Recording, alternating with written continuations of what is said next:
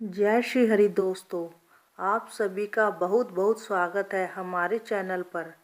विजय एकादशी व्रत कथा।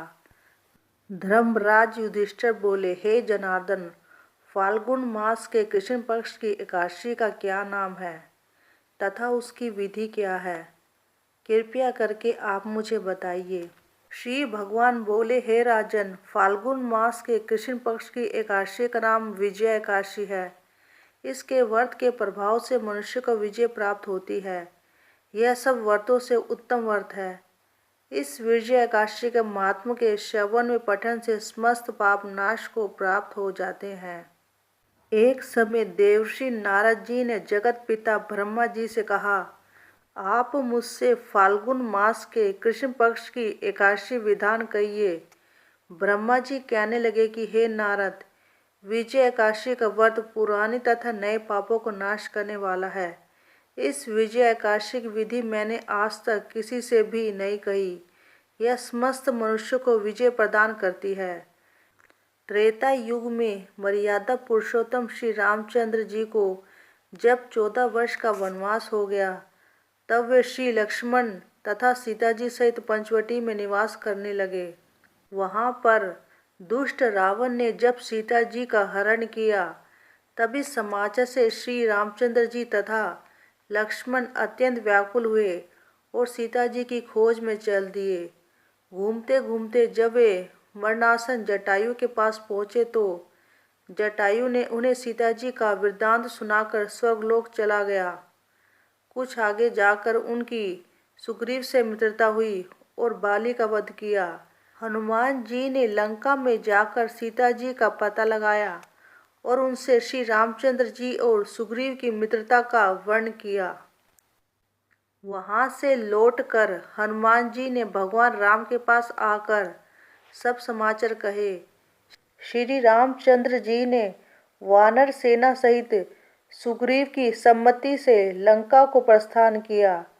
जब श्री रामचंद्र जी समुद्र के किनारे पहुँचे, तब उन्होंने मगरमच्छ आदि से युक्त उस अगाध समुद्र को देखकर लक्ष्मण जी से कहा कि इस समुद्र को हम किस प्रकार से पार करेंगे। श्री लक्ष्मण ने कहा, हे पुराण पुरुषोत्तम, आप आदि पुरुष हैं, सब कुछ जानते हैं। यहाँ से आधा योजन दूरी पर कुमारी द्वीप में वक्त दालभे नाम के मुनि रहते हैं। उन्होंने अनेक ब्रह्मा देखे हैं। आप उनके पास जाकर इसका उपाय पूछिए। लक्ष्मण जी के इस प्रकार के वचन सुनकर श्री रामचंद्र जी वाकदालभे ऋषि के पास गए और उनको प्रणाम करके बैठ गए। मुनि ने भी उनको मनुष्य रूप धारण किए हुए पुराण पुरुषोत्तम समझकर उनसे पूछा कि हे राम, आपका आना कैसे हुआ? रामचंद्र जी कहने लगे कि हे ऋषि, मैं अपनी सेना सहित यहाँ आया हूँ और राक्षसों को जीतने के लिए लंका जा रहा हूँ। आप कृपा करके समुद्र पार करने का कोई उपाय बतलाइए। मैं इसी कारण आपके पास आया हूँ। वकदालभे ऋषि बोले कि हे राम, फाल्गुन मास के कृष्ण पक्ष की एकादशी का उत्तम व्रत करने से निश्चिंत ही आपकी विजय होगी। साथ ही आप समुद्र भी अवश्य पार कर लेंगे। इस व्रत की विधि यह है कि दशमी के दिन स्वर्ण, चांदी, तांबा या मिट्टी का एक घड़ा बनाएं। उस घड़े को जल से भरकर तथा 5 पल्लव रखकर वेदिका पर स्थापित करें। उस घड़े के नीचे 7 अनाज और ऊपर जौ रखें। उस पर श्री नारायण भगवान की स्वर्ण की मूर्ति स्थापित करें। एकादशी के दिन स्नान आदि से निवृत्त होकर धूप, दीप, नैवेद्य, नारियल आदि से भगवान की पूजा करें। तब पश्चात घड़े के सामने बैठकर दिन व्यतीत करें और रात्रि को भी उसी प्रकार बैठे रहकर जागरण करें। द्वादशी के दिन नित्य नियम से निवृत्त होकर उस घड़े को ब्राह्मण को दे दें। हे राम, यदि तुम भी इस व्रत को सेनापतियों सहित करोगे तो तुम्हारी विजय अवश्य होगी। श्री रामचंद्र जी ने ऋषि के कथनानुसार इस व्रत को किया और उसके प्रभाव से दैत्यों पर विजय पाई।